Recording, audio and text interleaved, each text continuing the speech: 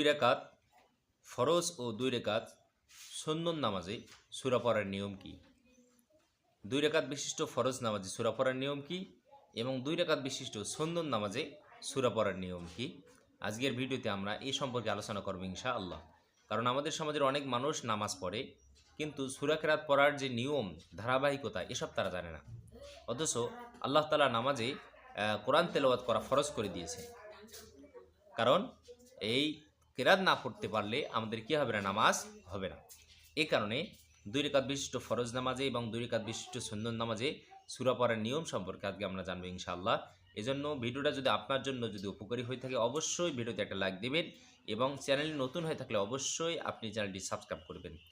তাহলে সর্বপ্রথম আমরা দুই রাকাত সুন্নত নামাজে সূরা পড়ার নিয়ম সম্পর্কে আমরা জানবো ইনশাআল্লাহ।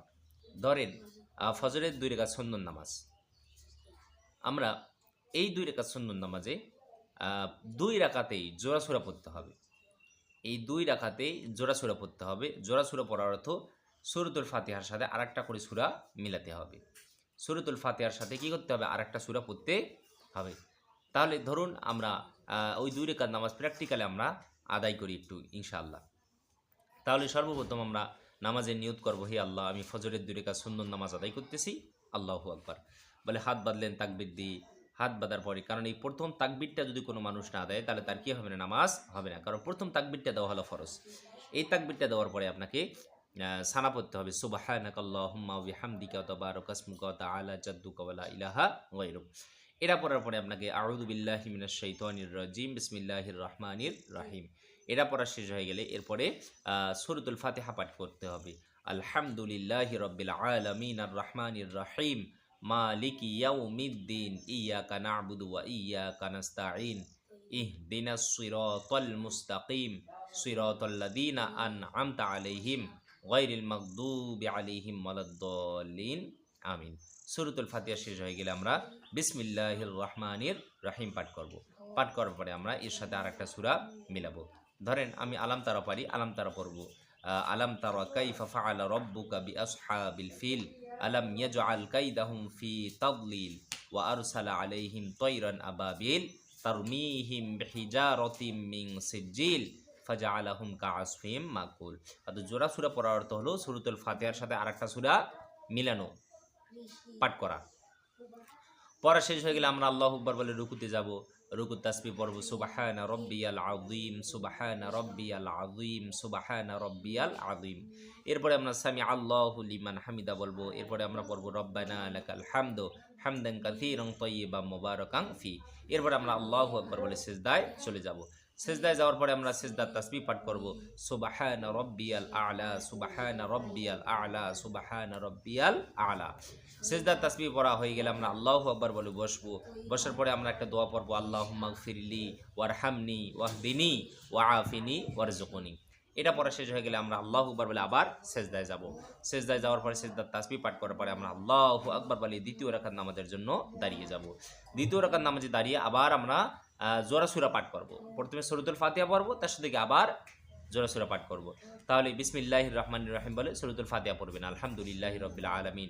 এটা পড়া শেষ হয়ে গেলে বিসমিল্লাহির রহমানির রহিম বলে আর একটা সূরা মিলাতে হবে এর সাথে। ধরেন আলাম তারা আমরা পড়ছি, এরপরে লিলাফি কুরাইশ বা ইন্না আতাইনা বা কুল হু, আপনি যেটা পারেন আপনি কি সেটা পাঠ করবেন। তো আমি কুল হু আল্লাহু আহাদ আল্লাহুস সামাদ লাম ইয়ালিদ ওয়া লাম ইউলাদ ওয়া লাম ইয়াকুল লাহু কুফুয়ান আহাদ। এটা পরে শেষ হয়ে গেলে আমরা রুকু করব, রুকু থেকে দাঁড়াবো, সিজদায় যাব। দুইটা সিজদা করার পর আমরা বৈঠকে বসবো। বৈঠকে বসার পর আমরা আত্তাহিয়াতু দুরূদ শরীফ দোয়া মাফিরা পরে আমরা কি ফিরাবো? সালাম ফিরাবো। এই হলো দুই রাকাত সুন্নত নামাজ। দুই রাকাত সুন্নত নামাজে সূরা পড়ার নিয়ম। এরপরে দুই রাকাত ফরজ নামাজে সূরা পড়ার নিয়মটা কি? এই দুই রাকাত ফরজ নামাজে সূরা পড়ার নিয়ম হলো, আমরা যেই রকম করে দুই রাকাত ফজরের দুই রাকাত সুন্নত নামাজে সূরা পড়লাম, ঠিক একই রকম করে আমরা ফজরের দুই রাকাত ফরজ নামাজে সূরা কেরাত পাঠ করব। তাহলে ফরজ দুই রাকাত ফরজ নামাজে প্রত্যেক রাকাতে জোড়া সূরা পড়তে হবে, অর্থাৎ সূরাতুল ফাতিহার সাথে আরেকটা সূরা মিলাতে হবে, সূরা মিলিয়ে পাঠ করতে হবে। ধরেন আমি ফরজ তো শুধু দুই রাকাতেই রয়েছে, সেটা হলো ফজরের দুই রাকাত ফরজ নামাজ। এই ফজরের দুই রাকাত ফরজ নামাজ যদি আমরা সূরা পাঠ করি, একাকি যদি আমরা পাঠ করি তাহলে 2 রাকাতে সূরা আমাদেরকে মিলাতে হচ্ছে। আর যদি ইমামের সহিত জামাতের সহিত যদি আমরা ফজরের 2 রাকাত ফরজ যদি আমরা আদায় করি তাহলে আমাদেরকে সূরা কিরাত পাঠ করা লাগবে না। আমাদেরকে শুধু রুকুত তাসবিহ, সেজদার তাসবিহ, এরপরে হলো আপনার আত্তাহিয়াতু, দুরূদ শরীফ, দোয়া মাথুরা, এগুলো আপনাকে পড়া লাগবে। এরপরে পড়তে উঠা বসা, আল্লাহু আকবার, এগুলো বলা লাগবে। কিন্তু তাছাড়া আমাকে কোনো সূরা কিরাত পাঠ করা লাগবে না। কেননা ফজরের 2 রাকাত ফরজ নামাজে ইমাম সূরা কিরাত জোরে পাঠ করেন। আর যেখানে ইমাম সূরা কিরাত জোরে পাঠ করবেন সেখানে মুসল্লিদের আর কখনো সূরা কিরাত পাঠ করার কি নেই, কোনো প্রয়োজন নাই। এটা আমাদেরকে সবসময় মনে রাখতে হবে।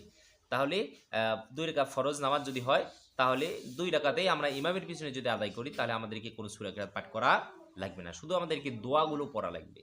রব্বুল আলামিন আমাদের সবাইকে প্রত্যেকটা কথা বোঝার তৌফিক যেন দান করেন, বলি আমিন।